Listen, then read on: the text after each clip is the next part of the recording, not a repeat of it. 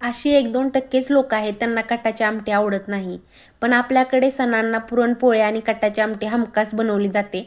तर आज आपण कटाची आमटी कशी बनवायची ते पाहणार आहोत. फोडणीसाठी तेल गरम झालं की त्यामध्ये मोहरी, जिरं, कढीपत्ता, काही खडे मसाले घालूया. फोडणीमध्येच भाजलेला कांदा, लसूण, खोबरं आणि कोथिंबीर ह्याचं वाटण घालून व्यवस्थित असं परतून घेऊया. फोडणी 1-2 मिनिटं परतून झाली की त्यामध्ये चवीनुसार मीठ, हळद, धनेपूड आणि तिखट घालून व्यवस्थित असं मिक्स करून घेऊया. मसाले छान एकजीव करून त्यामध्ये थोडंसं पाणी घालून तेल सुटेपर्यंत शिजवून घेऊया. आमच्याकडे झणझणीत अशी आमटी खाल्ली जाते, त्यामुळे मी गूळ वापरला नाही. तुम्हाला वापरायचं असेल तर तुम्ही वापरू शकता. इथे आपली फोडणी तयार आहे. त्यामध्ये शिजवून घेतलेली हरभऱ्याची डाळ घालूया. आमटीला छान अशी उकळी आली की गॅस कमी करून 4 ते 5 मिनिटं आमटी मंद आचेवरती शिजवून घेऊया. आमटी मंद आचेवरती शिजवली की छान तरी येते आमटीला आणि चवदार पण होते.